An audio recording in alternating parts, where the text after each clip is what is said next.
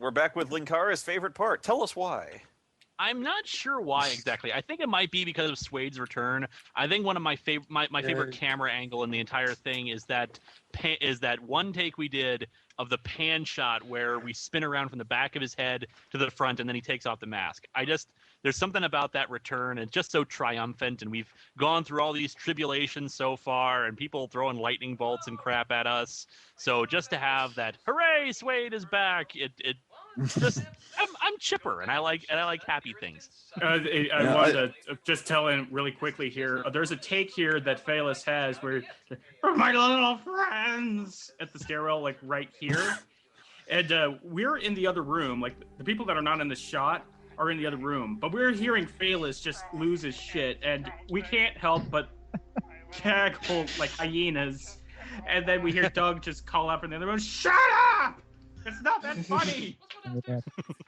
So if people remember that this was shot in Zach the Lego Maniac's house, and the guy really is a Lego Maniac. Like, he has like a fucking like Death Star that's like freaking huge in his living room. Yeah. What's ironic is that this is my favorite part, yet this is also the part where I was also the most miserable, because we had spent the entire day outside. It was cold out, but I was wearing clothes underneath. So inside of the house, I was miserable and hot, and I was like tired. So I was like collapsed, and I think I was a little cross with Doug. I was like, just get it over with. Yeah, I heard. And then we had to do a big apology spiel afterwards and say, no, we love you, Doug. We will finish the video. I know. I was really apologetic because I was like, oh man, I was really. I actually heard that because I didn't hear you were rude, but I heard that you were kind of done at one point, and just kind of wanting to get it over with, and it was a little demoralizing because normally you're the guy who's very 100% gung ho all the time, and we were like, oh my god, Linkara's kind of pissed off today, and oh shit, and so. No. You know what it was? It was just the heat and the tired suddenly all hit me at once. No, I get it. I totally get it. Just all collapsed on me. Throughout the rest of the day, I was chipper and happy. It was like, haha, I dressed warmly. Linkara's pissed off? Well, I'm going home. Did anyone else notice that gigantic Star Destroyer made of Lego in the background in that previous shot? Amazing. The guy also had the X-Wing and Sony ones.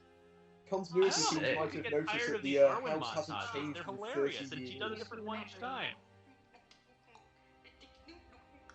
What you say, Matthew? I didn't hear. Continuity themes might have noticed that the house hasn't changed in 30 years, right down to the high definition television. Yeah. Hey, that Japanese, he was on the cutting edge. Why is there a laptop nailed to the wall? I was wondering that. It's pretty awesome, though. The reason why I like it is pretty awesome got in Ghost in 1981. the Shell posters in the background. If you look in the background, you can see Ghost in the Shell and Akira wall tapestries, in the background. Those are just for me. Those are all awesome. I noticed that the pages are very, very pristine and white. It must be enchanted. It's a magic book, Suede. God, don't you know how this? Oh yeah, that's a magic post-it note. I was gonna say, did we have post-it notes back in the 80s? Yeah, they had high definition TVs and I don't know. laptops. Did they have books back in the 80s? Or did they all just round it up and snort it? But this was supposed to be like early 80s, though. How did people communicate without email? They had to send little slips of paper over like great distances. What the hell is I love paper? when Orlando turned, it was slightly Jaws, like... Slightly Jaws. I definitely remember that actually when they shot Rob's, they shot Rob's dialogue like after everybody was done in this floor. So we all went upstairs and waited like for, it seemed so long because it was the end of the day. I know it wasn't that long, but everyone was so tired. And everyone took a nap while Rob was doing that, and I don't know, like it was like a bit demoralizing. After it was like, it's the end of the first day, really? Are you kidding me? Like I'm done. We were probably shooting 12, 13-hour days. Pretty much. Yeah. During this shot, I was in a car outside stuffed into the back seat like a dead body and doing pretty much what a dead body does. I was just completely knocked out while this was happening, and I didn't even do much, so I can't even imagine what you guys are doing. Now, the impressive thing about doing those 12, 13-hour days, though, is that you weren't spending too long on any one thing. So it had to keep moving because you had to get a 2-hour movie done in 3 or 4 days. We pretty much had 1 or 2 takes. If we got the take done in 1 take, we was kind of rolled with it. Usually we did 2 for safety if it was an important line, but yeah, we rolled, man.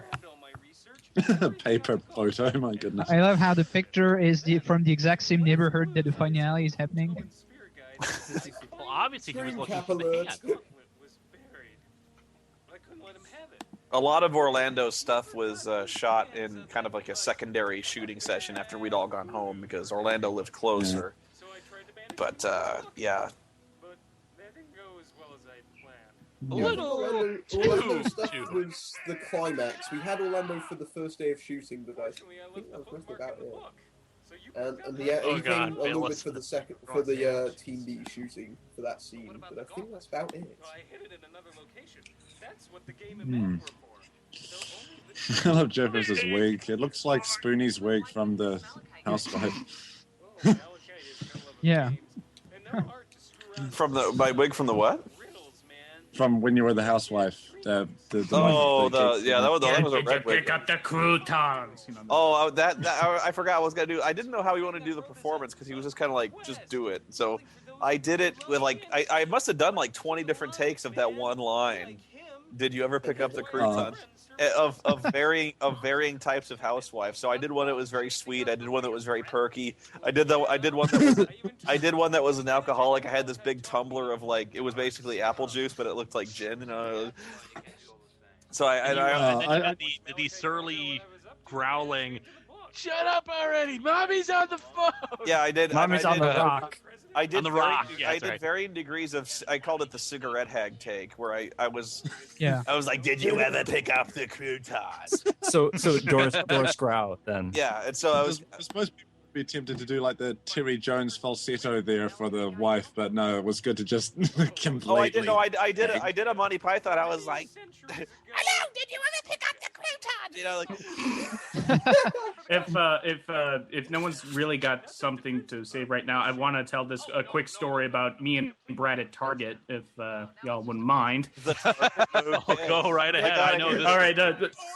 During one of the rainouts, we decided to kill some time by just heading over to Target, see what was what, and me and Brad and I think a few others. I think Spoony, you were there, or I know Lewis was there. I was up for anything to get out of the hotel and not go to fucking Denny's. I know that's it. Anyway, we were hanging out of the DVD. We were hanging out of the DVD aisle, and we were laughing about like all these compilation movies. And for some reason, when we said that these few movies and Wagons East was put together, that set Brad off. No. It was Napoleon Dynamite. Oh yeah, it was Napoleon. Oh yeah, I looked at Napoleon Dynamite and I said to Brad, "Hey, Brad, Napoleon Dynamite's your favorite movie, right?" And he screams out, "Fuck that movie!" Just like he was like vengeful, like a vengeful spirit took over Brad, and I just tapped him on the How shoulder. does he miss us? How does he keep missing us? I don't know. He has a terrible. Look how crappy he has to load the gun. He's not a very good shot. We're only running because we're. Yeah, but I mean, come on, like we're just right before him. That's kind of weird. But go ahead, Bennett. Anyway, so he's just like, "Fuck that movie," and I just kind of tap him on the shoulder and just said, "Look behind you there, cowboy." And he did, and there was like a little kid just, and that's pulling him away.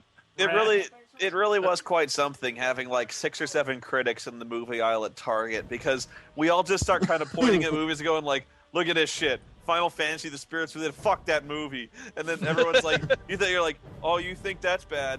Check out this Adam Sandler movie. Click. What the fuck is that?" And then, like we're all like doing. I do remember that. We're all like doing 8-second reviews in the movie aisle line, trying to one up each other. Well, I remember. Yeah. I remember because I kept picking up movies like, "That's the worst cover art I've ever seen." No, that's the worst cover art I've ever seen. Well, Matt, you and I were talking about British cover art versus American cover art and how often the UK cover art is better, and so I think we were going off on that for a while. You think movie cover art's better in British? The European version of the Resident Evil covers is just 10 times better. But oh well, anyway. Like Oh my the God, these Resident Evil. sequences with Matthew. Going to my scene, this is a very... I'm always perpetually surprised how big a part Doug writes for me in these things. I'm just like, okay. Probably my absolute favorite part is when he goes, "Where?" Oh, there he goes. Look, This is me ad-libbing, by the way. I had no idea what the hell to say. I'm terrible at ad-libbing, especially when you ask me to ad-lib about trees. Aren't you wearing your cloak thing inside out? Backwards. I'm not, but I'm wearing the cloak face thing inside out, I think, or at least one item inside out, and that's not intentional. That was me wearing it inside out by accident because I couldn't tell. I really am that much of an idiot. You're supposed to say it was totally on purpose. I was in character. No, I'm in character because I'm an idiot. Oh. I'm idiot savant. We had cars. I love love that. the car thing. Why were we I'm walking? wearing a facial mask at all. Time. Oh, there's a continuity error that really bugs me about how the because I think we did 2 takes, and on the second take I don't think I lowered down the mask as much as I should have. So there's one shot where you can see my neck, and that just annoys Oh, me. this fucking line. I'd forgotten this line even existed in Crystal Skull until Brad brought it up, and you could hear me groan audibly. Oh, Yeah, he's in the gone to the space between spaces. I feel sorry for poor Marsga in this scene because she had to put up with me dabbing at her arm for about 10 minutes. It's like, This I was do the feel only so scene where I- for your arm. It's like I was doing it quite you hard. can see Marsco laughing. Yeah, this is the one where I really started cracking up because there was a time or two where I kind of like stumbled over a line, but this one I walk in and you're pawing at Mars Girl. You got Princess Mononoke standing there and Jareth, and I come in with a Crystal Skull line like he's gone to the space between spaces, and I just lost it. I mean, I'm it wasn't a a very good brilliant excursion, internet was it?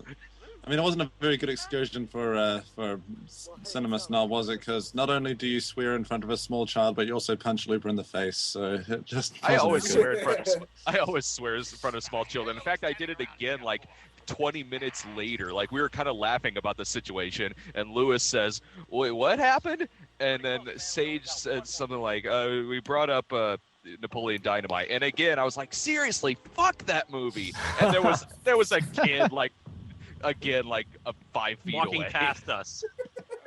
And Lewis is like, and I wasn't even trying to mess with you. You just curse a lot.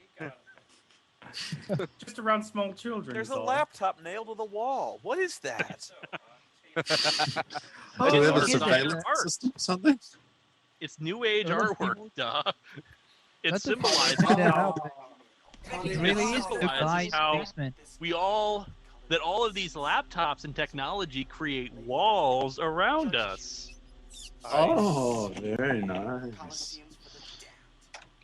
But none of that was actually set for the movie. It was just a guy's basement that's set up like that.